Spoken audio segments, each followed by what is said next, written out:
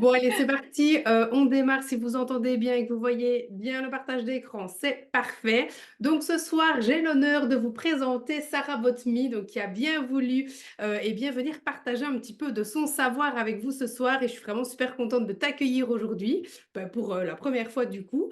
Et tu vas nous parler aujourd'hui bien de remplacement, de collaboration ou bien du statut titulaire qui peuvent parfois justement poser un peu question, puisque c'est vrai que pendant les études, on n'a pas forcément toujours toutes les informations non plus, voire aucune. En tout cas, à mon époque, c'était ça. On n'avait aucune information sur le après le diplôme. Et c'est vrai que parfois, voilà, se lancer dans le grand bain, ça peut faire peur. Il y a beaucoup de choses à prendre en compte, beaucoup de choses auxquelles on ne s'attend pas forcément non plus. Donc déjà, je pense que de pouvoir connaître un petit peu vers quel statut on veut se diriger, ça peut déjà être une source d'apaisement. Et c'est pour ça, du coup, que ce soir, tu es donc présente. Donc, pour celles et ceux qui ne connaissent pas Sarah, je vais essayer de passer, voilà. Donc, elle est orthophoniste, autrice, formatrice et mentor et podcasteuse. Juste ça, voilà, mais ici, on aime les multiples casquettes. Je Donc, crois que tu bienvenue dans connais la bien. team. Et alors, donc, comme vous l'aurez compris, sa spécialité, c'est vraiment tout ce qui est l'exercice libéral et surtout les débuts, donc les démarches pour pouvoir se lancer et pour justement, comme je vous disais, moins appréhender la chose et déjà être plus serein sur certains aspects, puisqu'il y aura bien d'autres choses à gérer. Et si de ce côté-là, on peut être plus apaisé, forcément, on prend les informations et ça sera déjà une bonne chose en moins. Donc, elle a créé le e-book Les 100 infos ortho, que je vous conseille évidemment si vous ne le connaissez pas. J'avais eu la chance de le découvrir il y a déjà pas mal d'années qui du coup voilà, vous donnera les clés en main. Enfin, tu en parleras mieux que moi tout à l'heure, mais sur les démarches justement et les différentes étapes pour pouvoir vous lancer en libéral. Elle est également donc la créatrice du podcast que vous pouvez retrouver sur Instagram, La parole aux orthophonistes. J'y ai participé il y a un bail C'était il y aussi. a longtemps, hein, j'ai Voilà, regardé, c'est l'épisode 14. C'était il y a super longtemps déjà. c'était les débuts. Il va Ouais, falloir, je pense, le renouveler, hein. oui, je pense. Voilà, donc quand tu veux. Et du coup, au niveau formation, elle a créé dans la même lancée, si je ne Mhm. me trompe pas, que le e-book, tout pour s'installer en libéral. Et donc prochainement, voilà, vous avez un petit spoiler, orthophoniste, le guide pour bien démarrer. Est-ce que c'est tout bon? C'est tout bon, t'as tout résumé, incroyable. Parfait. Ok. Du coup, je vais te laisser évidemment démarrer. Si tu veux ajouter des petites choses sur ta présentation, n'hésite pas. Je vais essayer de te donner la main pendant ce Allez. temps-là. Rien d'autre à rajouter sur la présentation. Mais tu vois, c'est rigolo, j'ai regardé tes stories tout à l'heure où du coup tu expliquais que en fait cette plateforme d'OrthoTalk parce que Mm. tu avais envie que ça puisse mieux se passer que toi, ce que tu avais vécu pendant les études. Et du coup, c'est pour ça que tu voulais amener de l'aide à toutes les personnes qui pouvaient rencontrer ça. Donc, j'ai trouvé ça trop, trop chouette et ça m'a vachement fait écho à moi, mon parcours, où finalement, moi, les études se sont plutôt bien passées et c'est vraiment le début d'entrer dans la vie professionnelle en libéral, où en fait, je me suis dit, mais on a été Que préparé je à fais quel là? moment? Ah, jamais. Qu'est-ce que je fais là? Pourquoi C'est je suis vraiment ça. sortie? J'étais bien, moi. Exactement. C'est ça, moi je faisais mes petits bilans, mais tu sais, tranquille, avec une maîtresse de stage en backup, donc c'était bien. Et du coup, moi, c'était vraiment là où je me suis dit, waouh, mais en fait, il y a un monde entier et je ne sais pas quoi en faire. Et du coup, c'est pour ça qu'en fait, j'avais commencé à faire, au départ, c'était le e-book, où Ouais. j'envoyais toutes les petites infos à mes copines comme ça, et qui m'ont dit, mais attends, mais c'est vachement bien ça. Et en fait, ça s'est construit, construit. Et maintenant, ça grandit parce qu'en fait, on est plein, justement, mais puis même pas forcément que débutants, parce que je pense que tu peux témoigner aussi, mais même quand on travaille depuis plusieurs années, en fait, on ne se tient pas au courant de tout ce qui Mm. se fait dans le quotidien. Et du coup, c'était pour ça que c'était fait, pour avoir un endroit où tu as toutes les informations à retrouver pour pas te perdre et pas te dire, bon, là, je fais ça parce que j'ai entendu quelqu'un qui le faisait Mm. et pour être sûr de comment faire, quoi. Donc, c'était rigolo, de t'entendre en parler tout à l'heure. Je me suis dit, ah, mais c'est fou, on a le même parcours, là-dessus, en tout cas. Et c'est ça. Oui, c'est sûr que, comme tu dis, c'est pas forcément que pour quand on se lance, ça peut aussi être pour un changement de statut plus tard ou en cours de route. Parce qu'en fait, pour, vous raconter la petite anecdote, je parlais justement à Sarah, quand on a organisé, cette masterclass, du fait que moi, je me suis lancée directement comme collaboratrice, parce que, ma maman avait déjà son cabinet et elle m'attendait, sous ce statut. Donc je Mm. me suis jamais, en fait, renseignée, sur rien du tout. Parce que D'accord. voilà, j'étais attendue là, c'était là que j'allais démarrer et bien sûr, je le voulais, hein. Donc je ne me suis jamais renseignée, je ne connais pas en fait finalement les autres statuts non plus, enfin vraiment de manière juridique et à 100 en tout Oui. cas, parce que, je me suis jamais renseignée, parce que, j'en ai pas eu l'utilité, ni le besoin et du coup, voilà, à part le statut de collaboratrice, le reste, je ne connais pas. Donc, si un jour, je changeais, effectivement, ta formation, ton e-book sont absolument appropriés pour m'aider justement à m'orienter dans cet océan d'informations horribles et administratifs. Et je sais que ça pourrait absolument m'aider parce que voilà, je sais que ton e-book, il est hyper bien construit et je suis sûre que ta formation aussi. Ça, je ne la connais pas, mais je Je n'ai t'enverrai, aucun je doute. vais regarder des petits morceaux. Et ben, en tout cas, merci pour ta présentation, Inès, et encore merci à tout le monde aussi d'être là, de prendre le temps un soir d'être ici. Enfin, c'est vraiment chouette et on va pouvoir passer un bon moment ensemble pour apprendre à savoir quoi faire en fait et qu'est-ce qui peut nous intéresser dans les débuts en libéral. Alors, n'hésitez pas évidemment à poser vos questions dans la petite discussion. Après, Sarah, je te laisse gérer. Est-ce que tu préfères répondre au fur et à mesure ou est-ce que tu veux répondre à la fin? Ouais, moi je préfère répondre au fur et à mesure, mais je pense qu'après on pourra prendre à la fin un petit temps de questions parce que souvent ça vient pas tout de suite. Oui, Donc oui, c'est sûr. n'hésitez pas, mais si vous avez une question tout de suite, je préfère que vous la posiez parce que enfin, si une personne se la pose, il y a sûrement d'autres personnes qui se la posent aussi, donc ça peut éclaircir des choses en chemin. Oui, je précise, il n'y a vraiment aucune question bête. Moi, Ah ouais, je vous le dis vraiment. à chaque fois quand on est juste entre nous aussi, vraiment poser toutes les questions. Une question est faite pour être posée, hein, donc ce serait vraiment dommage de la garder pour vous et puis de sortir avec un flou de cette C'est ça. masterclass. En plus, on est un petit comité, donc vraiment, voilà. Faites à votre aise, soyez vraiment à l'aise, point. Ouais. N'hésitez surtout pas, si ça peut vous déstresser tout de suite, mon premier jour en libéral, je vous montre. Hop. Un lecteur de carte vitale. Donc, je faisais un remplacement et impossible de trouver où mettre ma carte de professionnel de santé. J'ai passé 2 heures. J'ai dû appeler un technicien parce que je la rentrais dans la fente des cartes vitales alors qu'il y a un petit endroit ici. Et vraiment, le technicien n'en pouvait plus et il me disait, mais vous l'avez mis au bon endroit. Je dis, bah oui, il n'y a qu'un trou que j'ai mis dans le bon endroit. Et non, donc voilà, il n'y a pas de question bête, ok? Voilà, si tu ne l'avais pas posé, aujourd'hui, tu n'aurais toujours pas payé. C'est con, hein. Alors, tu m'as donné la main là sur l'écran normalement. Normalement, oui, c'est bon. Alors, tac, tac, tac, PowerPoint. Je vais mettre au début. Ah, zut, il y a les petites vignettes qui me gênent.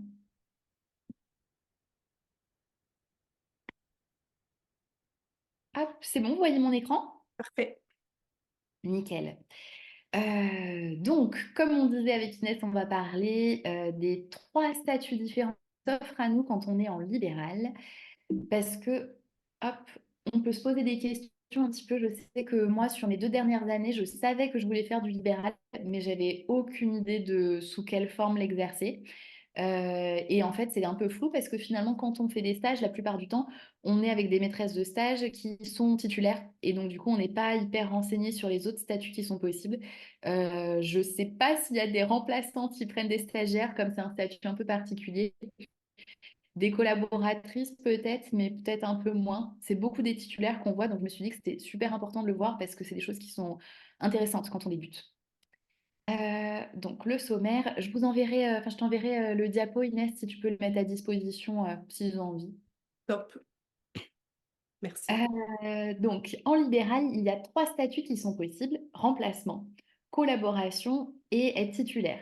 Je ne parlerai pas du statut de salariat exclusif parce que moi, je ne l'ai jamais fait. J'ai déjà fait du mixte, donc c'est un petit peu de libéral, un petit peu de salariat. Salariat exclusif, j'en parlerai pas. Mais dans le livre Orthophoniste le guide pour bien démarrer qui sort dans pas longtemps, j'ai une consoeur qui a écrit tout un chapitre sur le salariat. Donc si c'est quelque chose qui peut vous intéresser, elle saura répondre à vos questions mieux que moi. Donc le remplacement, c'est vraiment le statut qui est un petit peu à part. Et dans la collaboration, il y a deux choses différentes. Donc soit on est la première collaboratrice. Par exemple, moi j'avais mon cabinet, j'étais toute seule et j'ai eu trop de demandes et une super stagiaire avec qui j'avais envie de continuer à travailler. Donc je lui ai proposé une collaboration. C'était la première collaboratrice. Donc elle a dû monter sa patientèle à elle, mais c'est assez souvent que c'est des reprises de collaboration. Donc, c'est-à-dire qu'il y avait déjà une collaboratrice dans le cabinet, elle s'en va et vous, vous arrivez. Donc, du coup, c'est un peu différent parce que les patients sont déjà là, vous n'avez pas besoin de monter toute la patientèle. Et quand on est titulaire, si on s'installe dans un cabinet où il n'y a rien du tout, on crée la patientèle. Et si on arrive à la place d'une autre titulaire, c'est une reprise de patientèle. Donc justement sur le mixte, c'est du coup travailler une partie en salariat. Donc le salariat, ça peut être vraiment tous les CMP, CMPP, hôpital, les femmes, etc. Et après avoir une partie libérale. Et sur la partie libérale, il y a toujours ces trois mêmes statuts. Donc on peut très bien être en mixte, en étant remplaçante en libéral, en étant collab, en étant titulaire, c'est pas du tout gênant. Et je sais que souvent, c'est bien apprécié des néodiplômés de faire un petit peu de mixte, justement pour voir ce qu'ils préfèrent entre salariat et libéral. Donc, pour t'attarder un petit peu plus sur le remplacement. Le remplacement, le principe, c'est que la titulaire ne sera pas dans le cabinet. Donc, elle s'absente, que ce soit pour un congé mat, pour des vacances, congé parental, etc. Bon, on va pas se mentir, souvent c'est pour un congé maternité quand même. Comme on est beaucoup de femmes dans la profession, en plus, ça fait beaucoup d'occasions d'avoir des remplaçantes. Et en fait, le principe du remplacement, c'est qu'il y ait une personne qui puisse assurer les soins pendant que la titulaire n'est pas là. Donc, imaginons, moi, je pars en congé maternité. Mon cabinet, ben, dans l'idéal, il faudrait qu'il puisse tourner et que mes patients, ils aient quelqu'un. Donc, moi, je vais chercher une remplaçante pour que, du coup, elle assure tous mes suivis, donc que tous mes patients continuent à avoir des soins. Parce que essayer de répartir les patients aux collègues d'à côté, on a toutes des emplois du temps hyper chargés, donc c'est trop compliqué. Et aussi, l'objectif pour la titulaire, c'est que quand elle revienne de son congé, elle retrouve son cabinet à l'identique. Donc, du coup, ça veut dire que elle a continué enfin, elle a pu payer son loyer, elle a continué à avoir les dossiers mis à jour, enfin, que tout fonctionne. Et comme ça, quand elle rentre de son congé, les pieds sous la table et elle reprend comme quand elle était partie. Les avantages du remplacement. Moi, je suis une grande, grande fan de ce statut. J'ai commencé par le remplacement et pour moi, c'est vraiment le statut qui est le plus simple quand on débute. Et c'est vrai que souvent, ceux qui savent pas trop, qui hésitent un petit peu, vont se diriger vers du remplacement. Et je pense que c'est vraiment une très bonne opportunité parce que, comme je disais juste avant, il y a beaucoup de congés maternité, donc il y a quand même beaucoup de potentiels remplacements. Et comme c'est le jeu de l'offre et la demande, s'il y a beaucoup d'offres de remplacement, mais qu'il n'y a pas beaucoup de remplaçants, eh ben vous allez être en position de force pour négocier justement les contrats. Alors que l'inverse, c'est un peu plus compliqué. Pour les démarches, c'est important aussi, c'est l'exercice qui est le plus simple. Il y a beaucoup moins de démarches à faire quand on fait un remplacement que quand on s'installe, donc quand on est collab ou titulaire. Donc ça, c'est toujours appréciable. Comme tu disais, Inès, il y a beaucoup de choses à mettre en place au début. Donc si on peut s'alléger de certaines démarches, c'est tout bénef. Et donc, ouais, c'est le plus clé en main, où en fait, c'est-à-dire que vous arrivez, le cabinet, il tourne déjà, en fait. Donc, vous arrivez, il y a déjà l'agenda qui est prêt, il y a le matériel, l'ordinateur, tous les axes thérapeutiques sont prêts. Je trouve que c'est celui qui se rapproche le plus des stages qu'on fait en dernière année quand on nous laisse un petit peu d'autonomie. Donc, quand on a les stages, on a quand même la maîtresse de stage qui est à côté, qui regarde, etc. Mais là, au final, on est seul avec les patients, mais en fait, on suit déjà la trame. Souvent, quand on commence, on regarde ce qu'elle a fait juste avant la titulaire et on refait un petit peu la même chose et après, on personnalise au fur et à mesure. Et point non négligeable aussi, il y a très peu de dépenses. Je vous ai mis à la fin des exemples de dépenses, de ce que ça coûte de s'inscrire pour que ça vous donne une petite idée à peu près. Les inconvénients, parce que même si c'est mon chouchou, le remplacement, il y a des inconvénients. La titulaire n'est en théorie pas, enfin, n'est pas sur place et n'est pas toujours joignable. Là, par exemple, moi, j'ai eu une remplaçante une fois où j'étais en congé en France, donc j'étais hyper joignable, donc elle n'hésitait pas à m'envoyer des messages tous les jours et ça m'allait. Et j'ai une autre remplaçante où je partais à l'étranger, où j'étais pas joignable. Et du coup, pour elle, bah, c'était plus compliqué. Heureusement, c'était pas son premier remplacement, elle avait l'habitude. Mais c'est vrai que du coup, il faut garder à l'esprit que peut-être la titulaire sera pas joignable, surtout si elle part pour un congé maternité, congé maladie. Elle n'est pas trop dispo pour répondre à toutes les questions. Donc ça, c'est à prendre en compte aussi. C'est pour ça que des fois, c'est bien de regarder des cabinets où il y a d'autres professionnels. Donc par exemple, vous remplacez quelqu'un, mais il y a une autre orthophoniste. Comme ça, vous pouvez poser vos questions à une autre orthophoniste. En théorie aussi, on est toute indépendante. Donc même si vous êtes remplaçante, vous êtes indépendante. Il n'y a pas de lien hiérarchique. Ça, c'est difficile à faire comprendre parfois aux titulaires. Mais la titulaire ne peut pas vous dire, il faut que vous travailliez à ce moment, il faut que vous travaillez à ce moment. Donc, c'est ça qui est compliqué à faire comprendre. Et par contre, l'agenda, donc du coup, il peut être flexible. Donc, imaginons si la titulaire, elle travaillait du lundi au jeudi, et ben vous pouvez très bien décider de travailler du lundi au vendredi. Mais c'est juste que les patients sont habitués à faire autrement. Et quand on reste pas longtemps pour un remplacement, c'est dur de mettre des changements en place. Surtout quand on commence en début d'exercice, c'est pas trop là où on ose imposer nos changements, donc c'est pas toujours hyper évident à être flexible sur l'agenda. C'est également le statut le plus précaire. Alors précaire, on sent parce qu'en orthophonie quand même ça va, mais précaire dans le sens où c'est pas un exercice où on est sûr d'avoir du travail toute l'année. Si on est assez flexible, on arrive à trouver des remplacements qui s'enchaînent. Enfin, moi, j'étais assez flexible quand j'ai fait des remplacements et j'ai jamais eu de période de battement entre mes remplacements, donc ça s'est tout bien enchaîné. Mais par contre, si vous voulez rester qu'à un seul endroit précis, pas trop vous éloigner, et ben des fois les remplacements vont pas bien s'enchaîner. Donc ça veut dire que si pendant un mois vous n'avez pas de remplacement, ben, c'est un mois où vous n'avez pas de revenu du tout. Donc c'est pour ça que ce statut il est un petit peu plus précaire que les autres qui sont plus durables.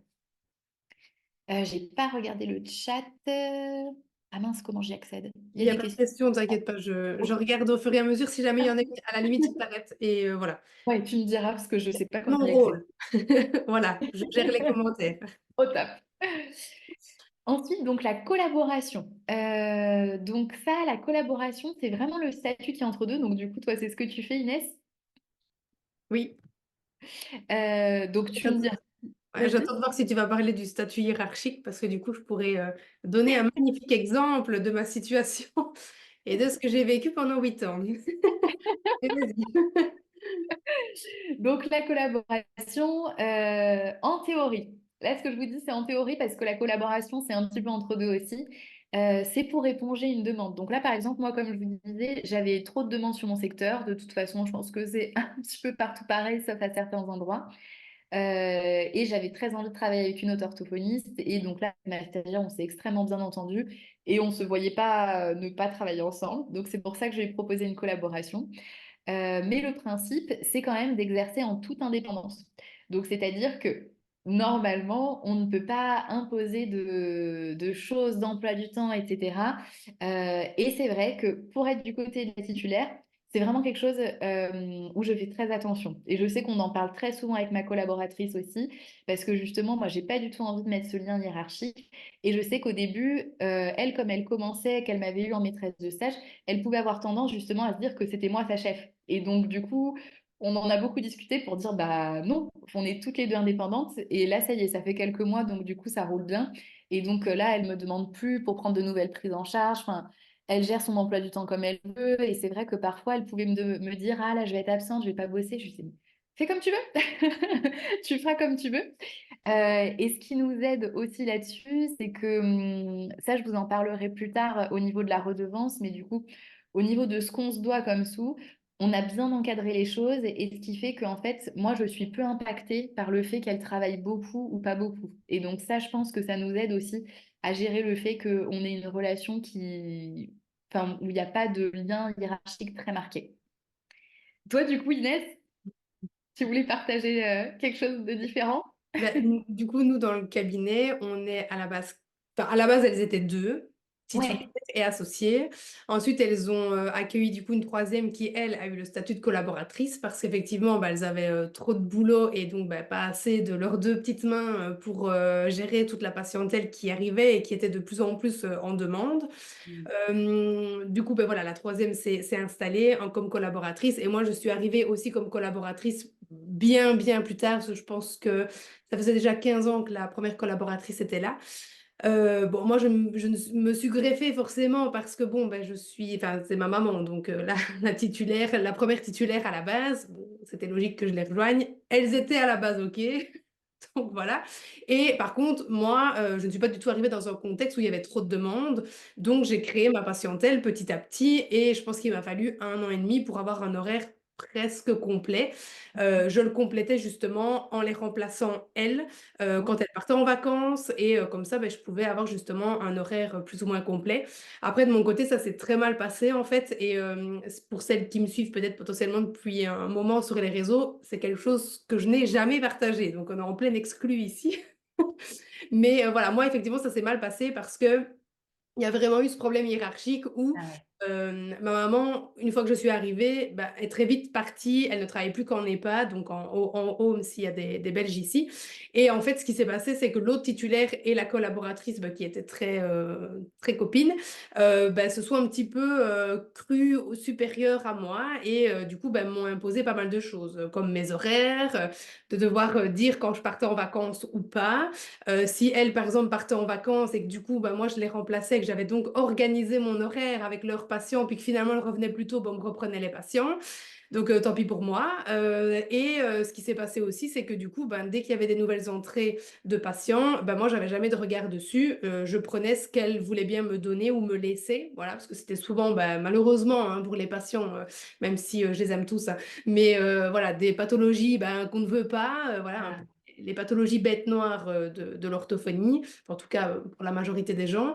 Et voilà, moi j'étais contente, j'avais du travail, j'étais la dernière arrivée, donc j'ai toujours tout acquiescé sans rien dire. Mais à un moment donné, ben, en fait, c'est très pesant de se sentir toujours un peu inférieur, alors que en fait, j'ai le même diplôme, j'ai pas le même statut dans le cabinet, mais j'ai le même statut d'indépendante, le même diplôme.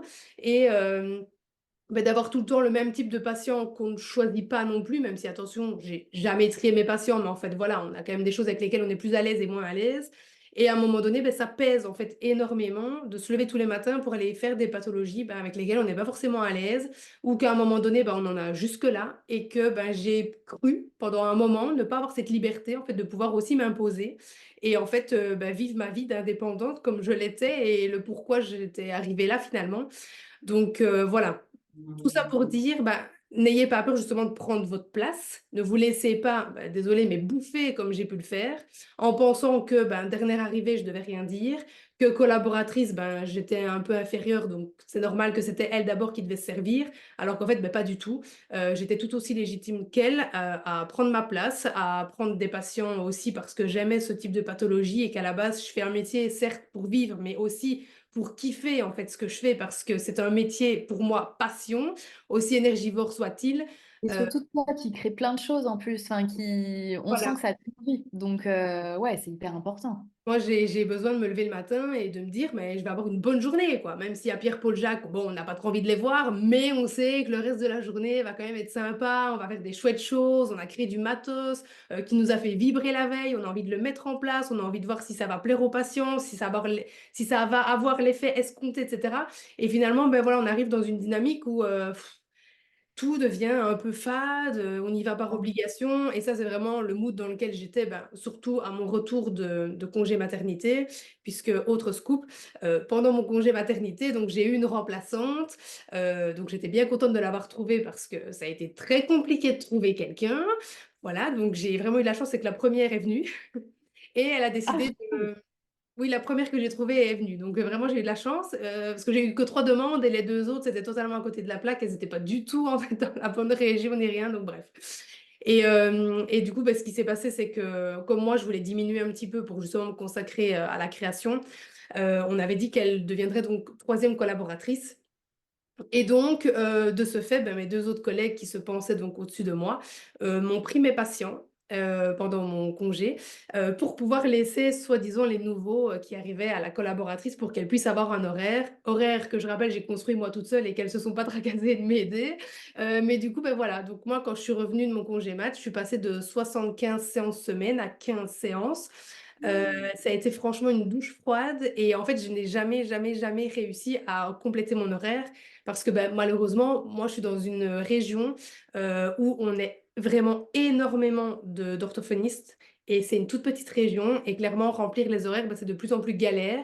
Et du coup, ben, voilà, pendant 2 ans, j'ai vraiment galéré à récupérer un horaire potable, mais qui n'a jamais, jamais, jamais, jamais été complet.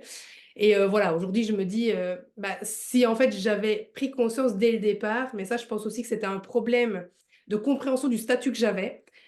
Si j'avais pris conscience dès le départ qu'en fait j'étais légitime et que je ne travaillais pas pour elle, mais en fait avec elle, voilà, bah, je pense que je me serais pas laissée marcher dessus comme ça pendant autant d'années et je n'aurais pas été dégoûtée aujourd'hui bah, de bosser là-bas, quoi. Voilà, Mm. pour la petite longue histoire. Ouais, bah merci de partager ça parce que moi pour le coup je te suis depuis bah, je pense que j'étais en études encore et tu vois j'avais jamais vu que je t'avais jamais entendu partager ça donc c'est super gentil de partager ça avec nous mais par contre ouais c'est dingue c'est fou et enfin c'est pour ça que ouais les contrats sont hyper importants aussi pour bien clarifier la situation. Je sais que là nous on l'a pas fait avec ma collab parce que ça se passe mieux a priori pour l'instant, j'espère. Mais en tout cas, je sais que c'est parfois aussi possible de stipuler dans le contrat, de dire, eh ben en fait, on se répartit un patient pour toi, un patient pour toi, un patient pour toi. Et comme ça, pour que du coup, il n'y ait pas enfin, ces difficultés. Et ouais, enfin, c'est hyper compliqué. Et je trouve que déjà, la posture, quand on commence, elle n'est pas facile. Déjà, de se sentir professionnel, c'est pas facile. Et quand tu arrives dans un cabinet où du coup, tu n'es pas sur un pied d'égalité de statut, tu as l'impression que ouais, c'est toujours plus compliqué. Moi, je sais que mon premier remplacement, c'était ça, c'était affreux. Enfin, vraiment, c'était horrible. J'avais pris un jour de congé, elle m'avait pourri, elle m'avait harcelé de messages. Enfin, ça avait tourné à des menaces et tout parce que j'avais pris un jour de congé. Enfin, Ah c'était n'importe ouais. quoi. Ouais, ouais. Et pareil, là, tu vois, je regrettais de ne pas avoir réussi tout de suite à instaurer ma posture et en fait enfin ça m'a fait grandir parce que maintenant quand enfin, je me dis mais jamais quelqu'un me reparle comme ça maintenant c'est fini. Et c'est le problème que quand on démarre, il y a tellement de choses à gérer. On est Ouais. à l'aise avec rien, en fait, en vrai, quand on démarre. Donc forcément, bah, ce genre de situation, bah, on a plus tendance à s'écraser qu'à s'affirmer parce que bah, on ne connaît pas, on n'a pas encore l'impression d'être légitime, d'être à notre place. On a notre diplôme, on a l'impression qu'on ne connaît rien. Donc bah, finalement, voilà, on se dit, il faut que je reste à ma place de stagiaire, alors qu'en fait, bah, pas du tout. On a le droit de s'imposer. Et du coup, je rebondis aussi par rapport au contrat qui effectivement est hyper important de négocier tout et d'être au courant de tout ce qui se passe à l'intérieur de ce contrat, chose que je n'ai absolument pas faite. Je ne sais même pas à quoi ressemble mon contrat parce qu'en fait, bah, comme je me suis lancée dans le cabinet de ma maman, bah, j'ai juste suivi, j'ai fait confiance. Je n'avais aucune idée, et toujours aujourd'hui, hein, de ce qui est dans ce contrat. Je ne sais pas si tu vas parler, par exemple, de rétrocession, mais par exemple, voilà, moi, les rétrocessions, bah, elles étaient à 20%. Et j'avais pas de fixe. Donc, plus je gagnais, plus je donnais. Et en plus, ben, l'autre titulaire, pas ma maman quand même, ce serait vachement sadique, mais l'autre titulaire ben, se plaignait par exemple devant moi que, oh là là, à cause des rétrocessions qu'on lui donnait, elle payait trop d'impôts et que franchement, elle s'en passerait. Et ça Non, c'est aussi, ben, je trouvais ça hyper rabaissant et méchant en fait, parce que clairement, moi, je voulais bien les garder, quoi, ces ah sous-là. bah oui, ça t'aurait pas dérangé de payer plus Voilà. d'impôts en Hein, gardant ça, alors, hein. voilà. Si elle en avait trop, franchement, je pouvais les garder. Et en fait, je trouvais ça vraiment humiliant parce que ben, il y a eu un moment où vraiment je donnais beaucoup entre les charges et les rétros et à ma maman, du coup, qui était ma titulaire aussi, et à elle. Et alors, elle qui vient se plaindre qu'elle gagne trop à cause de moi, je me dis franchement, mais voilà, aujourd'hui, je lui dirais, bah, écoute, tu sais quoi, bah, je vais te les garder. On peut négocier le contrat. Enfin voilà, je ne me laisserai pas faire en tout cas. Ouais. Et donc, tout ça pour appuyer le fait qu'effectivement, le contrat, il est intéressant et important, surtout de Ouais. pouvoir bien savoir dans quoi vous vous engagez finalement et de ne pas avoir peur de négocier parce que, bah, vous avez le droit en fait de travailler aussi avec les conditions qui vous conviennent et qui vous correspondent et de pas vous sentir obligé de faire des choses qui ne vous, correspondent pas tout simplement parce que vous n'avez pas l'impression d'être légitime d'être à votre place parce que c'est totalement faux. Même si au début, voilà, on a peu confiance en nous, ben, il faut vraiment vous dire, «OK, j'ai pas confiance, mais moi je lui rentre dedans parce que je sais ce que je veux et ce que je ne veux pas» et c'est absolument ça qu'il faut, pour moi, être au clair avec ça en tout cas avant de démarrer. Ouais, c'est sûr. Et puis en plus, peut-être pas dans toutes les régions, mais en tout cas, enfin, je sais que dans beaucoup de régions en France, on recherche beaucoup de remplaçantes et on recherche beaucoup de collabs. Donc, il y a beaucoup plus de postes que vous ne serez de collab et de remplaçantes, donc vous êtes vraiment largement en posture de négocier. Moi, je sais que, en fait, je ne l'ai pas du tout fait parce que je m'étais dit, oh là, j'ai trouvé un remplacement, il faut que je fonce absolument. Alors qu'en fait, j'aurais pu passer plusieurs entretiens et juste comparer. Et je me serais dit, ouais, ok, là, il y a quelque chose qui ne va pas pour mon premier emploi, par exemple. Et ce que j'ai fait du coup pour les suivants, où j'ai négocié et où on me demandait des rétrocessions hyper haute, mais pas par méchanceté, juste par méconnaissance Oui. de ce que ça devait être, la rétrocession. Et Mmh. du coup, j'avais dit, ah bah non, là, tu vois, c'est pas possible parce qu'en fait, ça doit couvrir ton cabinet. Et là, tu me demandes de payer tes charges, tes cotisations sociales, mais moi aussi, j'ai des cotisations sociales à payer et c'est pas possible. Et du coup, après, c'est entendu. Et puis, enfin, si elle n'avait pas voulu l'entendre, elle aurait pris quelqu'un d'autre et moi, je serais allée voir ailleurs. Ailleurs, Mais c'est pour ça, ouais, c'est important. ouais. Et n'en déplaise aux orthophonistes un peu plus âgés aussi qui aimaient bien comment ça se passait avant. Des fois, je sais pas si tu regardes aussi, des fois, je vois sur les groupes des personnes qui disent non, mais maintenant, elles se permettent tout, les jeunes. Mais en fait, mais vous avez grave raison. Enfin, Oui, complètement. Mais moi, c'est ce qui s'est passé avec ma maman, c'est que même si elle n'est pas très vieille, mais à l'époque, quand elles se sont lancées et qu'elles ont fait le premier contrat pour la première collaboratrice, donc qui était là depuis, je pense, au moins 15 ans, bah, le contrat était le même, en fait. Elles n'ont rien changé, elles ne se sont pas renseignées, enfin, donc les conditions étaient les mêmes que pour elles et elles se sont pas posé la question d'aller voir ailleurs et moi non plus, parce que, bah, c'était ma maman et que, bah, j'ai suivi, j'ai fait confiance, elle est dans le métier depuis bien longtemps et puis je savais très bien que ma mère n'allait pas m'arnaquer non plus, faut pas abuser. Mais voilà, effectivement, très vite, elle s'est quand même rendue compte, elle, que ça n'allait pas, donc elle m'a baissé mes rétrocessions. Mais bon, vis-à-vis de l'autre titulaire, bah, j'étais engagée par le contrat, quoi. ouais. Chloé demande si, les contrats sont obligatoires en collaboration ou en remplacement et ou Oui, en remplacement? ouais, oui, oui, c'est obligatoire. Pour les contrats de remplacement, je vous conseille de regarder en France avec la FNO, Fédération nationale des orthophonistes. Ils mettent un contrat à disposition gratuitement. Donc moi, à chaque fois qu'il y a soit je suis remplaçante, soit je prends une remplaçante, je prends ce contrat parce qu'il a été fait par la juriste de la FNO. Et donc au moins, on est sûr qu'il est carré, il est béton. Et pour la collaboration, je vous conseille aussi de faire appel à la juriste de la FNO si vous le faites en France. Au moins, vous êtes sûr d'avoir un contrat qui est bien établi, qui rend service à tout le monde, qui protège la titulaire et la collaboratrice, parce que les deux doivent être protégés, c'est important. Et après, ouais, des fois, il y a des contrats qu'on regarde et qui sont pas toujours terribles. Enfin, moi, quand je vois le contrat que j'avais signé le premier remplacement, c'était n'importe quoi. Et ça arrive à tout le monde. Donc, si vous signez n'importe quoi, n'ayez pas honte, ça arrive. Qui vous le dire. Mais du coup, on sait pour les prochaines fois qu'on fera différemment. Et ce qui est chouette aussi, c'est que de toute façon, même si on est engagé dans un contrat, mais que le contrat ne respecte pas la loi, bah, même si on a signé le contrat, en fait, il n'est pas valable. Donc, s'il y a, si après ça part un petit peu loin et qu'on n'est pas d'accord et qu'on veut modifier des choses, bah, de toute manière, si on est dans la loi, on a raison, même si le contrat a signé le contraire. Enfin, il ne peut pas nous soustraire à la loi, le contrat. Donc, du coup, c'est bon à savoir ça aussi. Ouais, moi Mais oui, oui, du coup, pour c'est... ma remplaçante congé mat, j'avais également pris celui de la FNO du coup. Comme ça, Ah, j'étais ok. sûre, voilà. Sûr d'être tranquille, Ouais. franchement. Donc voilà pour la collaboration. Si on parle ensuite des avantages... Ah, ça s'est allumé. Avec plaisir, Chloé.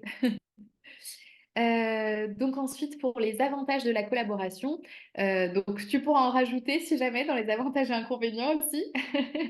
L'inconvénient, vas-y. Je te laisse la place.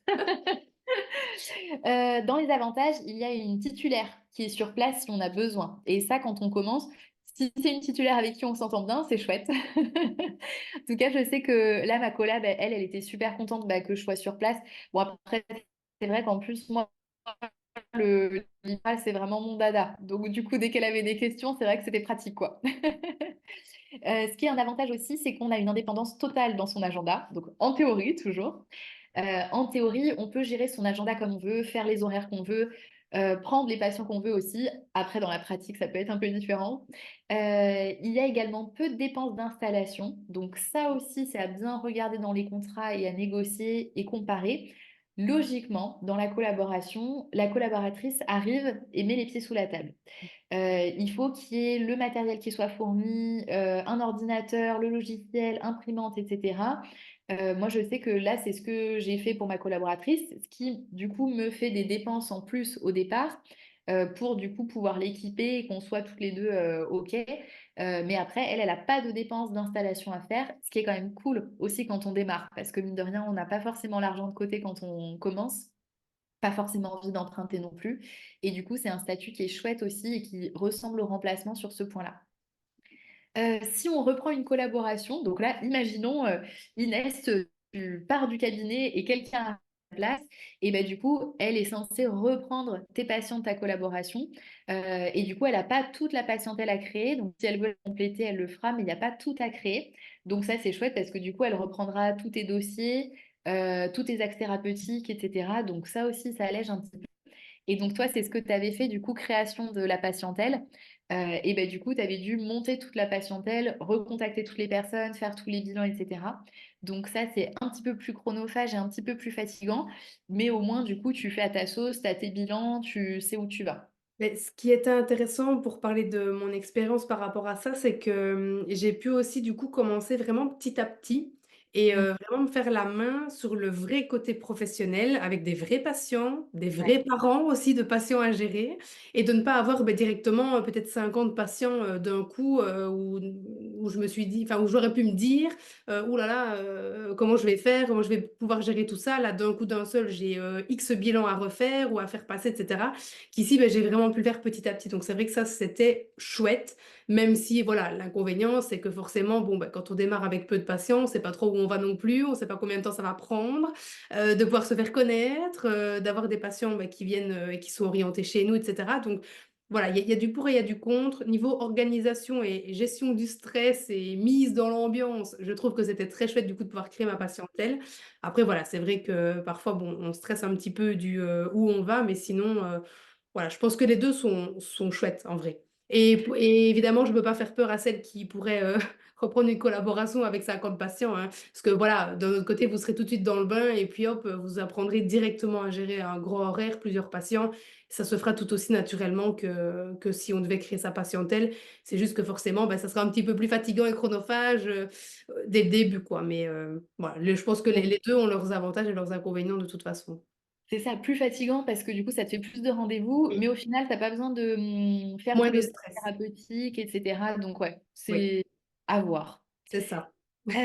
Dans les inconvénients, du coup, c'est plus exigeant que le remplacement pour les démarches. En fait, ça se rapproche vraiment de être titulaire au niveau des démarches qu'on a à faire auprès des différentes instances. Et donc, du coup, là, j'avais remis que c'était très important de définir le cadre parce que pour le coup, là, les titulaires sont sur place. C'est pas comme en remplacement. Donc, là où les titulaires sont sur place, et du coup, bah, c'est important de pouvoir mettre ce cadre pour pas se retrouver, du coup, à avoir vraiment ce lien hiérarchique qui peut être désagréable, comme tu disais, Inès. Et après, aussi, ce qui est important de dire, c'est que c'est pas parce qu'on n'a pas réussi à le mettre tout de suite, parce que peut-être que c'est pas possible tout de suite, que c'est pas possible après. Bien sûr, voilà. C'est pour ça que j'étais contente quand même de raconter ma petite histoire parce que je pense que c'est important d'en avoir conscience. Et même si au début on n'a pas l'impression d'avoir les épaules pour l'affronter, bah, ça peut se faire après. Une fois qu'on a géré le reste, on peut aussi voilà, mettre les pieds dans le plat et prendre le statut qui nous revient en fait, tout Ouais, simplement. c'est clair. Et La puis même au place. début, ça peut être confortable au final de se Oui, dire, oui. bah, je me laisse un peu porter, elle décide pour moi sur certains points, et quand je me le sens, je me lance un peu plus, ouais. Ça fait une petite transition entre les Ouais, stages et la vraie vie. Et c'est vrai que ça peut aussi avoir un côté rassurant au début. Donc, voilà. Faut juste pas se laisser marcher dessus et se lancer dans des choses auxquelles on ne, enfin, qui ne nous correspondent pas. C'est vraiment juste ça, vraiment avoir conscience de ce qu'on veut et de ce qu'on ne veut pas pour ne pas bah, que ça dérape et puis qu'après, bah, comme moi, on se retrouve 8 ans après en PLS. c'est résumé comme ça. Voilà. Non, mais en vrai, voilà, je veux dire, ça allait quand même dans le sens où quand j'étais dans mon bureau, c'était mon bureau, c'était ma bulle. J'étais quand même avec mes patients, je faisais le métier que j'aimais. Donc voilà, c'était, j'arrivais quand même à me mettre dans mon espace, dans ma bulle, sans que tout ça m'impacte non plus non-stop. C'est juste que voilà, les à côté, forcément, bon, bah, ça nous revient toujours un petit peu en pleine face, mais pour le reste, je vous rassure, voilà, c'est pas parce qu'il y avait quand même ce lien hiérarchique qui n'aurait pas dû être là que je ne savais pas bah, en fait aimer le métier que je faisais et me sentir vraiment à ma place dans mon bureau. Voilà, c'était pas le cas en dehors, mais dans mon bureau, c'était mon deuxième chez moi et je gérais comme j'avais envie de gérer mes patients et puis c'est tout. Mm. Et dans les autres inconvénients, il y a le coût de la redevance. Donc ça, j'en parlerai aussi juste après, qui peut être du coup un peu élevé dans certains cas. Bah, par exemple, toi, tu disais où il n'y avait pas de plafond défini. Donc du coup, c'est le principe de plus tu gagnes, plus tu donnes. Donc parfois, du coup, ça peut être un petit peu élevé à la longue. Ça pique. Après, voilà, dedans était compris quand même, comme tu disais, le matériel, le local, j'avais pas de loyer, et cetera, à payer, donc tout ça était compris dedans. J'avais la chance aussi qu'il y avait une secrétaire, donc la secrétaire était aussi à disposition pour moi. Donc bon, c'était parfois salé, mais c'est vrai que tout ça était vraiment intéressant et j'étais contente de pouvoir bénéficier malgré tout, notamment de la secrétaire. Donc Ouais. voilà, il faut voir aussi un peu, je pense, le pour et le contre. Qu'est-ce qu'on paye finalement là-dedans? Est-ce que c'est intéressant ou pas? Est-ce que ça peut être peut-être un peu plus élevé parce que ça se justifie? Ou est-ce que bah non, il faut une limite et voilà quoi. Après, je sais que ma remplaçante, par exemple, elle voulait un fixe, c'était non négociable. Bon, bah, on a fait un fixe. Et du coup, j'ai pu avoir un fixe aussi. Donc, Ah, trop bien. et voilà, du coup, elles nous ont alignées toutes sur le même contrat, les mêmes conditions, évidemment, pour pas qu'il y ait de rivalité en plus entre les collaboratrices. Et donc voilà, je la remercie donc d'être passée, puisqu'elle m'a quand même obtenu quelque chose que je n'avais jamais eu. Donc, Merci bien. Donc ouais, on entend souvent parler de rétrocession, qu'on soit en remplacement ou en collaboration. En fait, c'est deux termes différents. Donc si vous dites rétrocession, tout le monde comprendra. Mais du coup, pour bien faire la différence, parce que dans les contrats, c'est écrit différemment. Donc la rétrocession, c'est pour les remplacements. Et c'est ce que l'orthophoniste remplacé va verser à l'orthophoniste remplaçante. Donc imaginons, moi, je m'absente pour un congé. Je vais avoir une remplaçante, c'est elle qui va tout encaisser. Donc du coup, elle va facturer au patient, mais ça arrive sur mon compte parce que c'est mes patients, mon bureau. Et ensuite, moi, je lui reverse un pourcentage. Et donc du coup, en général, ouais, on dit que la rétro, elle est à 15-20 à peu près. Enfin, ça dépend vraiment des régions. C'est toujours une histoire d'offre et de demande. Mais normalement, la rétrocession, c'est pour couvrir les charges de fonctionnement du cabinet. Donc moi, quand j'ai une remplaçante, bah, je calcule. Je regarde combien j'ai de loyer, combien j'ai pour tout ce qui est énergie, pour les logiciels, pour toutes les choses sauf mes cotisations sociales. Parce que chacun son URSSAF et chacun sa carte PINCO. Ça coûte déjà assez cher comme ça. Et du coup, c'est comme ça que c'est décidé. Et du coup, pour la collaboration, c'est une redevance. Donc, quand on est collaboratrice, j'imagine que toi, c'est comme ça aussi. C'est toi qui encaisses tout de la part des patients. Et après, tu reverses un pourcentage ou un fixe, du coup, au titulaire. Donc là, ça prend en compte tous les frais de fonctionnement du cabinet, mais aussi la présentation de la patientèle. Donc ça veut dire que si un cabinet qui est déjà établi, on estime combien ça coûte du coup d'avoir le local, le matériel, et on estime combien ça coûte de présenter la patientèle, qu'est-ce que ça fait gagner à la collaboratrice. C'est pour ça que je trouve que l'estimation, elle est dure à faire soi-même et que le juriste le fasse, au moins, enfin, on est un peu plus tranquille, c'est quelque chose de plus équilibré. Et donc, c'est pour ça que souvent, les pourcentages sont plus élevés. On est plus sur du 20-25%, parce que du coup, il y a ce coût de la présentation de la patientèle en plus. Et du coup, ce que tu disais, Inès, c'est que là, vous avez mis un fixe. Donc là, moi, je parlais en pourcentage, c'est parce que c'est ce qui se fait le plus souvent. Mais après, il peut y avoir un fixe. Donc, ça veut dire que c'est la même somme tous les mois. Par exemple, moi, je l'avais fait une fois pour ma rétrocession. J'avais calculé juste mes frais de fonctionnement, parce que c'était que pour un mois. Et du coup, je lui avais dit, bah voilà, moi, il me faut cette somme pour le mois pour que mon cabinet il continue à tourner. Donc, si ça te va, on fait un fixe. Et comme ça, elle a pu travailler beaucoup plus que ce que moi je travaillais. Et donc, du coup, elle a mis plus de sous de côté. Si on avait fait un pourcentage, elle m'aurait donné plus. Et en fait, moi, j'avais besoin de ça pour couvrir. Et par contre, avec ma collaboratrice, on a fait un pourcentage parce qu'on ne savait pas trop comment ça allait fonctionner au départ. Et on a mis un plafond parce que je savais qu'elle, elle allait beaucoup plus travailler que moi. Et ça s'est vérifié.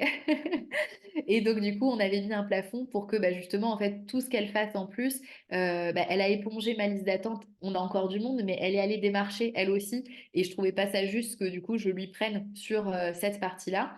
Moi, j'interviens en EHPAD, donc je l'ai fait rentrer aussi dans l'EHPAD où j'interviens, où on est libéral. Mais par contre, elle a trouvé un EHPAD, elle toute seule. Enfin, moi, je ne l'ai pas du tout aidée pour ça. Et du coup, je ne prends pas en compte ça dans le calcul parce qu'en fait, elle l'a trouvé toute seule. Elle va là-bas, donc elle n'utilise pas du tout mon matériel pour le faire. Donc ça, c'est pas pris en compte dans le calcul. Enfin, vous voyez, en fait, il y a plein de choses différentes qui peuvent être faites. Et c'est à faire, comme tu disais, Inès, en fait pour que ça convienne, que ça nous convienne à un moment donné en plus. Et vous dire que c'est pas gravé dans le marbre, c'est pas parce que vous avez fait quelque chose à un instant T que c'est fini. Et là, Mhm. par exemple, quand en plus on s'entend bien et que ça fonctionne bien et qu'on arrive à discuter, c'est plus simple. Là, par exemple, moi j'ai eu une grosse augmentation de loyer. On adore les loyers en centre et du coup, j'en ai juste parlé comme ça à ma collaboratrice et elle m'a dit, bah, si tu veux, on revoit la redevance pour remonter le plafond et que je te donne plus. Bon, au final, je lui ai dit non, mais elle a proposé. Et parce que du coup, elle a compris que mes charges augmentaient et que ça aurait été logique qu'elle augmente. Donc là, ça s'est pas fait comme ça, mais du coup, quand on échange et que on est un peu plus transparent, je trouve que c'est plus simple de faire comprendre son point de vue aussi à l'autre et de pouvoir avoir des règles aussi qui changent selon les personnes. Ouais, complètement. Donc ensuite, être titulaire. Donc ça, c'est le dernier statut. Donc Elle ça, est c'est vraiment... compliquée. T'as vu? J'ai essayé de trouver quelque chose de jaune ou bleu, mais j'ai pas trouvé. Je me suis dit le violet, ça irait. Donc être titulaire, c'est vraiment ça un peu la star du statut en tant qu'ortho en libéral. Donc être titulaire, ça veut dire que le cabinet, enfin, il n'y a pas de contrat à établir en fait. Par exemple, moi là, je suis titulaire où je suis locataire d'un bureau. Ça ne veut pas forcément dire qu'on est propriétaire titulaire, mais en tout cas, la patientèle est la mienne. Tout mon matériel est à moi. Enfin, j'ai dû tout acheter pour moi et c'est vraiment ce qu'on voit. Et je pense que quand vous êtes en stage, le plus souvent, vous êtes chez des titulaires. C'est ce qu'on rencontre le plus. Donc, on peut soit créer une patientèle. Donc, moi, c'est ce que j'ai fait il y a 3 ans maintenant. Donc, on part de zéro. Il n'y a pas du tout d'agenda établi. Et comme en collaboration où on peut créer une patientèle aussi. Donc là, ça se fait comme ça. Et il y a aussi le rachat de patientèle. Ça, vous allez peut-être en entendre parler, mais ça se fait quand même vraiment plus trop. Je ne sais pas si toi, ça se fait encore dans ta région. Je sais que nous, ça se fait vraiment plus du tout, hein.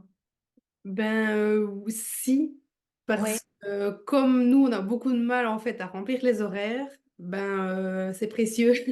ouais, Donc, il y en a qui revendent et forcément, ben, toi, tu es contente de pouvoir potentiellement racheter une patientèle et de remplir ton horaire, quoi. Donc, c'est par ça. chez nous, oui, ça Mm. existe encore, même si, bon, ça commence un petit peu à être bof bof quoi, tu vois? Là, par exemple, mon papa a arrêté, il a voulu revendre sa patientèle. Bon, son collaborateur justement, bah, il lui a dit: «Tu me vends du vent», donc non, en fait. Ah Donc oui, d'accord. bah, tu pars, on m'en fout, en fait, je continuerai quand même, avec mes patients et puis les tiens viendront chez moi par dépit, quoi. Ah, ouais, d'accord. Donc Ah oui. voilà, Ouais. il y a du pour, du contre, il y en a qui sont encore dedans, il y en a qui commencent à se dire: «Bah, non, c'est ça se fait plus» et voilà. Ça Mm. bouge un peu, mais ça reste quand même fréquent chez nous. D'accord. Mais c'est pour ça, du coup, c'est intéressant à savoir, en fait. Enfin, il faut vraiment se renseigner à l'avance sur comment ça se passe dans la région où on s'installe. Je sais que moi, je suis en centre-ville de Lyon. Sur le papier, on est une zone très surdotée. Quand j'avais contacté un petit peu à côté, il y a certaines orthophonistes qui m'avaient dit pitié, mais venez vous installer, on est passé. Et il y en a d'autres qui m'avaient dit ah, j'ai que 40 personnes sur liste d'attente.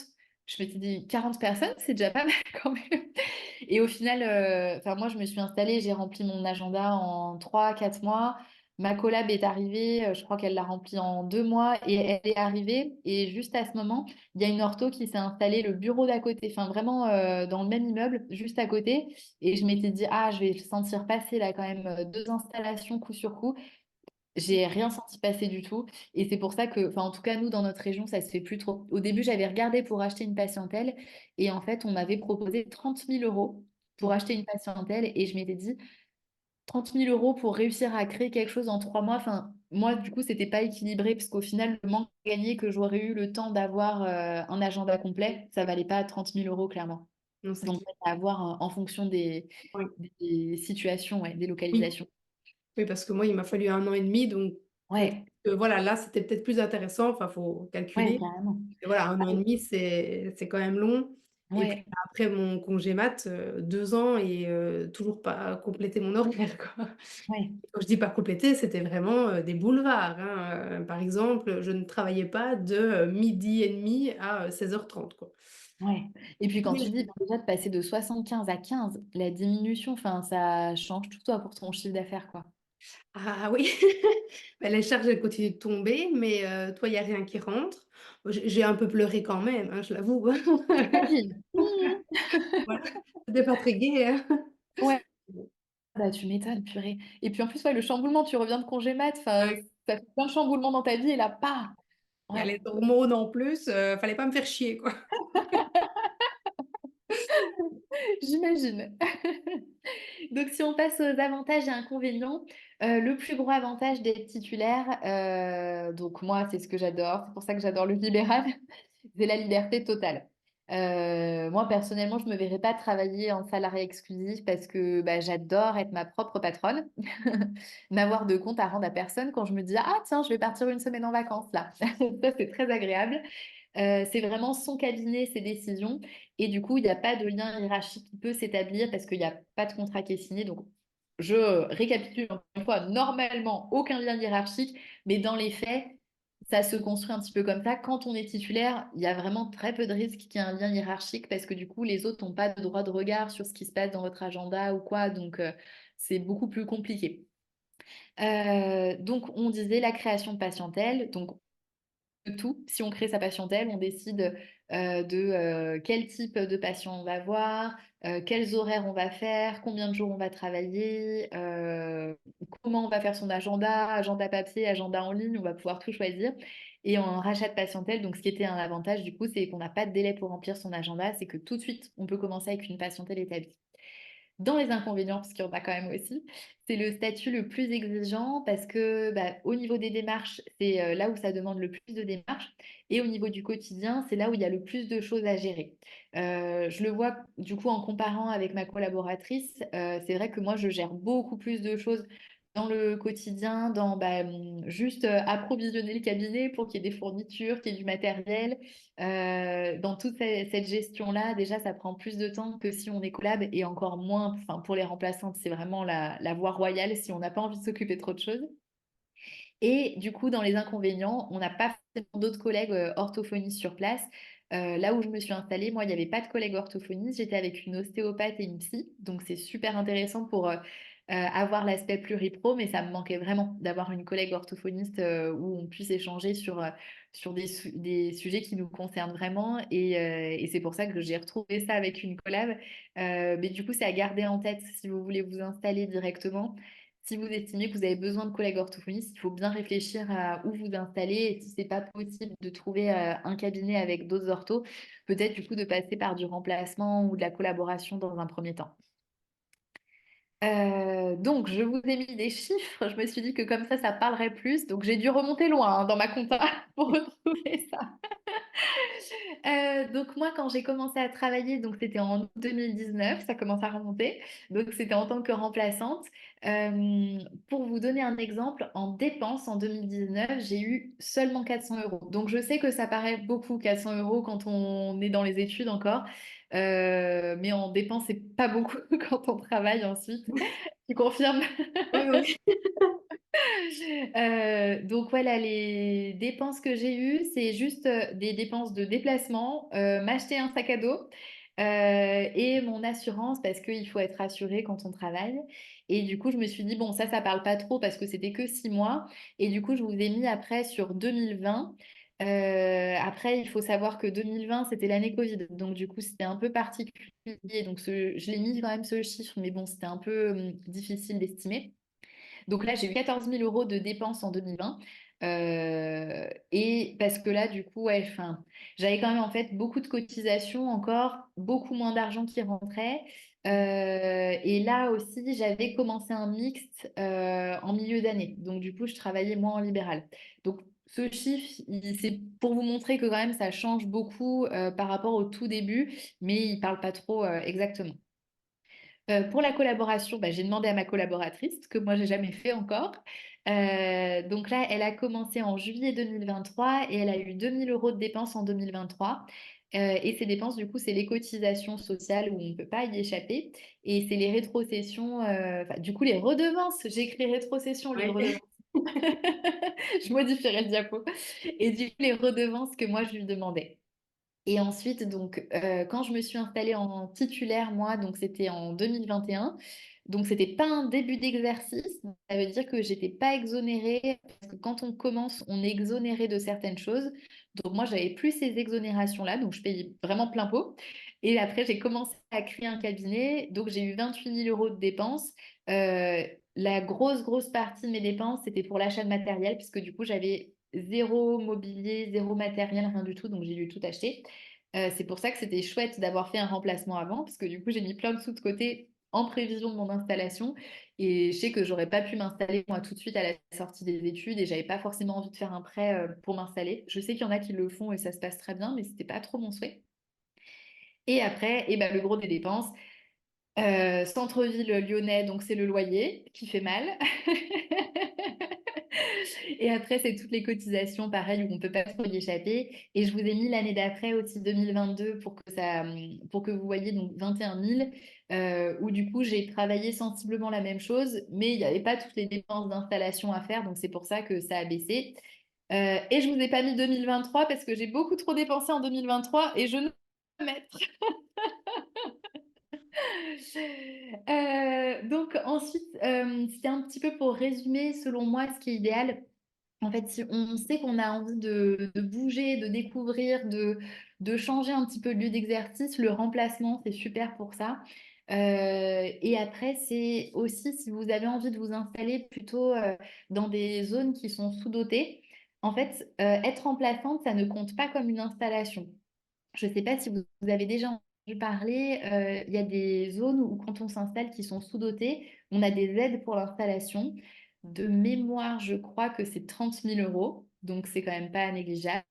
Et quand on est remplaçant, du coup, ça ne compte pas pour une installation. Si on fait une collaboration en ville, donc pas une zone sous-dotée, ça compte pour une installation, donc on n'a plus le droit à autant de cette aide, alors qu'on peut faire autant de remplacements qu'on veut. Et après, quand on s'installe vraiment, on peut percevoir ces aides. Donc ça, c'est pas négligeable. Moi, je sais que j'avais commencé pour ça les remplacements parce que je m'étais dit que je m'installerais peut-être à la campagne après, raté, mais, mais je m'étais dit que peut-être ça pourrait être intéressant. Si vous avez envie, tu vois, comme toi, Inès, au final, si tu sais un petit peu où tu veux travailler, mais tu as envie d'être dans un cadre un petit peu plus, bah, plus encadré au final, et puis toi, du coup, bah, c'était la voie royale aussi dans le cabinet de ta maman. Du coup, la collaboration, c'est pas mal pour être aussi avec quelqu'un. Et au contraire, si vous avez vraiment une totale envie d'indépendance et de créer quelque chose de A à Z, être titulaire, c'est quand même beaucoup plus simple et c'est ce qui correspond le plus. Et pour vous rassurer, c'est largement faisable. Je pense que dans ma promo, on avait fait, c'était quasiment un tiers, un tiers, un tiers. Je crois qu'on avait fait un tiers en remplacement, un tiers en collab et un tiers qui se sont installés tout de suite. Et les personnes qui sont installées tout de suite s'en sont très bien sorties aussi et leur cabinet marche hyper bien et a très vite marché parce qu'on est dans des zones où il y a vraiment besoin. Et du coup, enfin voilà, c'était pas, enfin c'est un peu plus exigeant au départ, mais c'était pas non plus une montagne en tout cas pour ces personnes à passer. Et je pense que quand on sait où chercher les informations aussi, quand on ose demander de l'aide et quand on ose poser des questions, parce que ça aussi quand on n'ose pas, c'est pas facile, mais du coup ça peut se passer hyper simplement. Voilà, je vais arriver à la fin de ma présentation, donc on sera pas mal dans le timing. Hop. N'hésitez pas si vous avez des questions à les mettre, hein, ou même à vous démuter. Comme ça, je les lirai au fur et à mesure. Vas-y, présente-nous tous tes super outils. Allez, donc je vous ai mis donc le premier que j'ai fait, donc c'est le e-book Les 100 infos ortho. Donc comme tu disais Inès, ça aide beaucoup pour les débuts, mais pas seulement. En fait, c'est vraiment toutes les questions qu'on va se poser en libéral. Donc au début, enfin, je l'appelle toujours les 100 infos ortho. On en est plus à 115, 116. Et là, je suis en train de faire la mise à jour, donc je suis en train d'en rajouter encore. Il faut savoir que tous les ans, je le mets à jour pour que du coup, on ait tout le temps des infos enfin, qui soient actuelles, parce qu'en fait, les lois bougent super vite, donc du coup, pour qu'on ait des choses vérifiées. C'est un gros travail de mise à jour, mais au moins, moi, comme ça, je suis toujours au taquet. J'allais dire, tu fais pour nous tout ce qu'on n'a pas envie de faire, tu Oui, vois? c'est ça, Et ça, c'est ça. c'est incroyable. Voilà, tu génial. Merci. En fait, donc, il y avait du coup le e-book Les 100 infos ortho qui avait été créé et beaucoup de néo-diplômés m'avaient dit mais en fait, pourquoi tu fais pas une formation? Parce que on a le livre, ok, mais on voit pas directement, même si je rentre vraiment dans le détail de toutes les démarches, on le voit pas directement sur l'écran. Et en fait, c'est pour ça que j'ai créé la formation Tout pour s'installer en libéral. Donc ça, c'est vraiment que pour l'installation. C'est pas pour la suite de l'exercice, contrairement au e-book. C'est vraiment juste l'installation. Et en fait, je vais vous montrer un extrait après. Je montre en vidéo, je fais les démarches en même temps que vous pour justement savoir ce qu'il faut cocher ou pas. Parce que comme on doit s'inscrire sur certains sites où il y a des médecins, des orthos, des artisans qui s'inscrivent, on ne sait pas trop dans quelle case on rentre. Et du coup, je le fais tout en même temps pour être sûr qu'on ne se trompe pas de case. Et au moins, à la fin du visionnage de la formation, les démarches, elles sont faites. Et ça enlève un poids. C'est trop bien. Je savais que c'était bien, mais alors, là, Je vais vous montrer un petit extrait après. Donc, il y a aussi le podcast La parole aux orthophonistes où tu étais venu témoigner. Donc, ça, c'est le petit extra, moi, que j'adore faire pour rencontrer de nouvelles personnes. Et je trouve ça hyper chouette d'échanger, en fait, sur nos pratiques qui peuvent être super différentes, de découvrir des choses. Des fois, ouais, je suis hyper surprise. Des fois, je me dis, ah, mais ok, toi, tu fais comme ça, mais ça me parlait, mais du coup, je comprends pourquoi. Et du coup, je trouve ça trop chouette d'avoir cet espace de parole. Et sachez que c'est hyper libre. Moi, à chaque fois qu'on me propose des sujets, je suis très partante. Donc, même si vous avez envie de témoigner sur un sujet, n'hésitez pas à me le dire. Et donc là, vous avez l'exclusivité. J'en ai parlé à personne encore parce qu'on n'avait pas le droit d'en parler. Je sais même pas là si j'ai le droit d'en parler, mais je me dis que je prends le droit.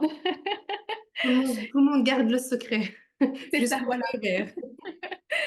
Donc, on va sortir un livre avec Laurie Rohan. Donc, elle a le compte Instagram et la page YouTube Ma palette d'ortho. Et ce livre, du coup, s'appelle Orthophoniste, le guide pour bien démarrer. Et on est trop, trop, trop fiers de ce livre. Trop Ça a bien. été, ah ouais, ça a été un gros, gros travail. Mais par contre, ouais, on est hyper contente. Et du coup, c'est vraiment chouette parce qu'elle travaille qu'en salariat, moi qu'en libéral. Et du coup, elle a fait toute la partie salariat, moi la partie libérale. Et les autres parties, on les a fait toutes les deux. Et c'était chouette d'avoir des regards très différents et croisés. Et du coup, enfin, je lui ai expliqué des choses sur le libéral, mais c'est, ah, mais tu sais qu'en salariat, nous, on fonctionne plutôt comme ça. Et en fait, on s'est hyper enrichi. Et on est vraiment contente. On l'a fait relire aussi à quelques personnes qui sont étudiantes et des néodiplômés. Et elles nous ont dit que vraiment, elles étaient hyper satisfaites et que ça leur faisait du bien. Et on est sur un ton beaucoup plus léger aussi, parce que le e-book, vous trouverez toutes les infos sourcées. C'est pas un livre de chevet, le e-book, hein. C'est vraiment pour aller piocher dedans. Alors que Orthophoniste, le guide pour bien démarrer, c'est un livre qui est rigolo. On a mis des petits quiz de personnalité. Des fois, on clash un petit peu dans les quiz. Enfin, on s'est bien lâché. Donc, celui-là, ouais, vous pouvez l'avoir en livre de chevet, celui-là. Trop bien. La Bible de l'installation. Exactement, c'est ça. Avec humour, voilà. Ça, Est-ce c'est que vous trop. avez des questions avant que je vous montre quelques extraits? Je regarde dans le chat. On voit pas pour le moment. Mais c'était super clair, super intéressant déjà. Voilà, je te le dis déjà avant Ah bah, trop chouette. que tu n'avances, mais vraiment, j'ai trouvé ça très clair. Je ne sais pas ce que vous en pensez. Allez, on se réveille. Il est tard. Top Chef va démarrer, on le sait, mais C'est Bah moi, du coup, j'aimerais dire que c'était super, super intéressant. Enfin, voilà, moi, je suis en Master 1 à l'Université de Liège. Et voilà, on a commencé les stages, etc. Donc, ça fait aussi beaucoup écho. Mais c'est vrai que à la base, je suis française. Et du coup, bah, le système belge, le système français n'est pas du tout le même. Et voilà, donc c'était super intéressant d'avoir des infos puisque je compte revenir en France. Et donc, voilà, donc merci beaucoup parce que c'était super chouette et super complet. Eh ben, avec grand plaisir. Merci à toi, Chloé. Est-ce qu'il y a d'autres questions, remarques avant que je vous montre des petits extraits? Justine te dit que c'était aussi très enrichissant et te remercie. Merci, Justine. Ben, moi, du coup, j'avais juste une petite question. Pour les offres de remplacement ou même d'emploi en salariat, est-ce que vous avez des sites à nous conseiller? Parce que je sais que moi, j'aimerais bien faire du remplacement à la fin de mes études. Mais voilà, je ne sais pas trop où je peux regarder. Est-ce qu'il y a des sites ou quoi? En fait, c'est beaucoup sur des pages Facebook. Ça, c'est quelque chose ouais, que vous pouvez retrouver soit dans le guide pour bien démarrer, les 100 infos, que j'en parle aussi dans la formation. Ça va être beaucoup sur des pages Facebook, donc il y a petites annonces d'orthophonie. Et après, ce qui est quand même le mieux, c'est les pages régionales. Je sais par exemple à Lyon, on a un truc qui s'appelle Ortho de Lyon. À Toulouse, c'est Ortho de Toulouse, etc. Et du coup, c'est peut-être bien si tu sais déjà dans quelle région tu as envie de remplacer, de relayer sur petites annonces d'orthophonie et de mettre à chaque fois dans chaque région. Et après, comme ça, tu peux regarder aussi les offres qui sont proposées, mais n'hésite pas à toi faire des candidatures spontanées, entre guillemets, à dire bah, je serai dispo de temps à temps pour vous remplacer. Et peut-être que ça peut justement en décider certaines. Parce que c'est vrai qu'on a aussi, en tant que titulaire, on se dit aussi on ne trouvera jamais de remplaçante. Donc des fois, il y en a qui mettent même pas d'annonce parce qu'elles se disent qu'elles vont trouver personne. Donc n'hésite pas à en proposer toi de ton côté. Ok, super, merci beaucoup. Avec plaisir. Est-ce qu'il y a d'autres questions? Pas par écrit en tout cas. Ok. Alors, hop. Tac, tac, tac. Faut que je fasse arrêter le partage, je pense, pour partager autre chose. Attends. Hop.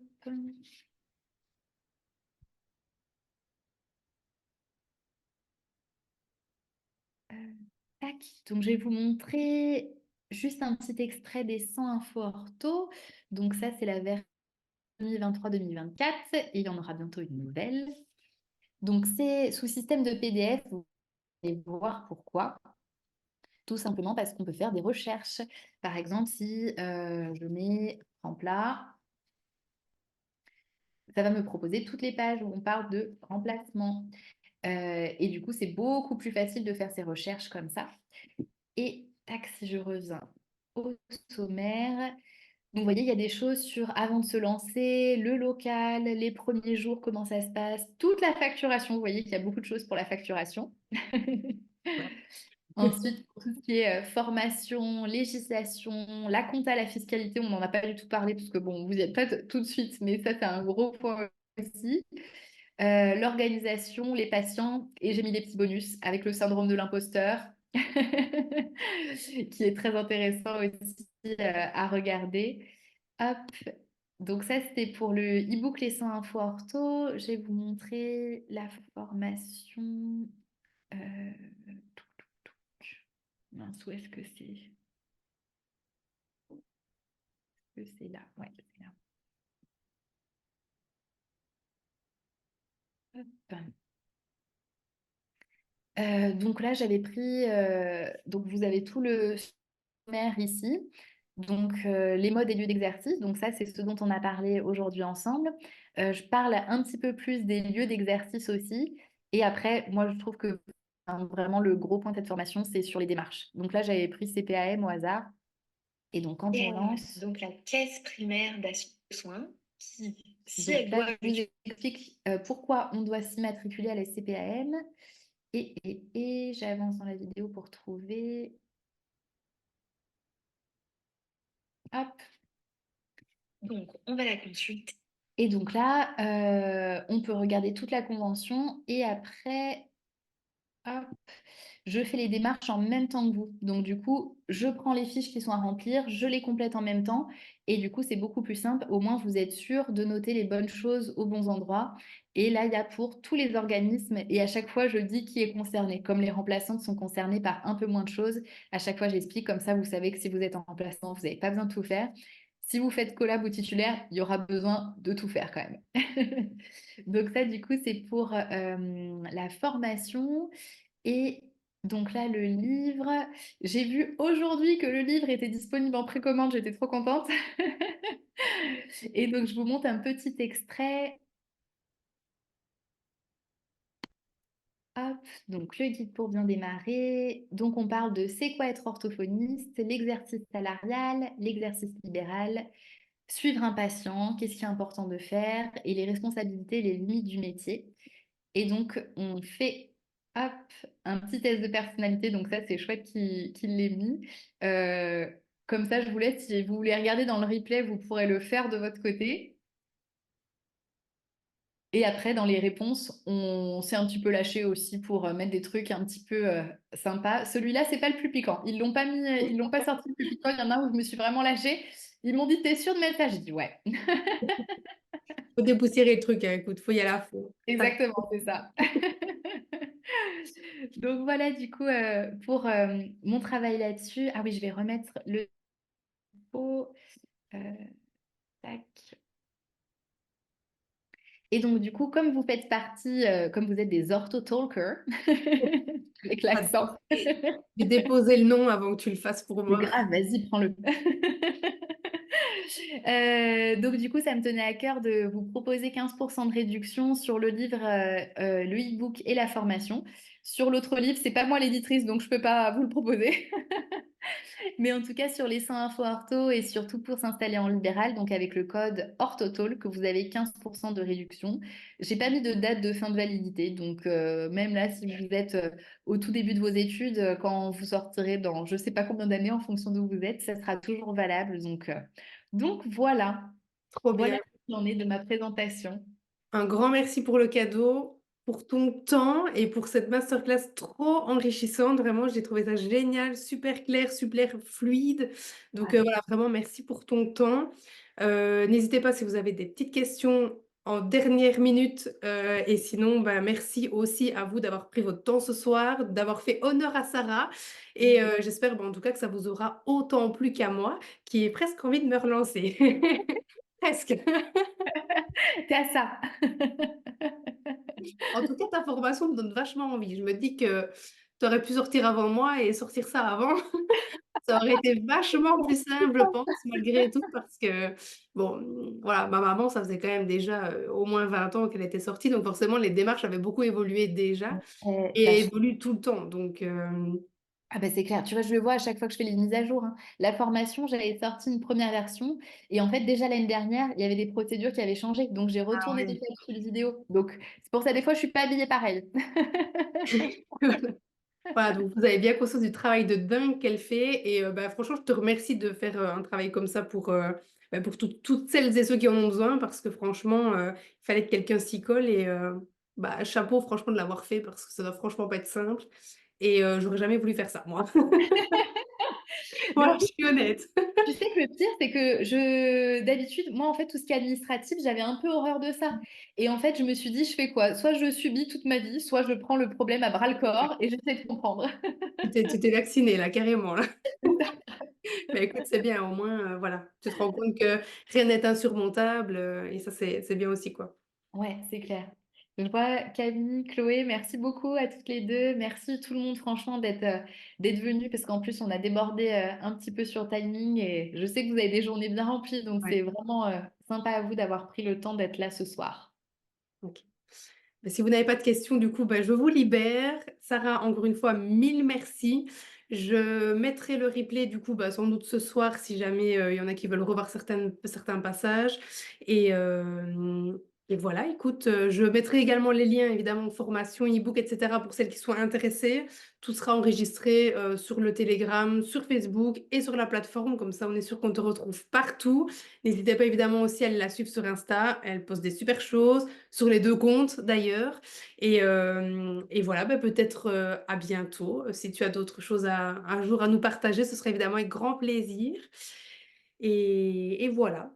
Eh ben, avec grand plaisir et merci à toi Inès. Enfin, merci d'organiser tout ce que tu fais et de mettre à disposition aussi pour les étudiants néodiplômés. Enfin, toutes ces choses-là, c'est des ressources hyper précieuses et je n'ose imaginer aussi combien de temps ça te prend. Donc, vraiment, merci de faire ça et merci de m'avoir contactée. J'étais hyper touchée et très contente de pouvoir faire la masterclass ce soir.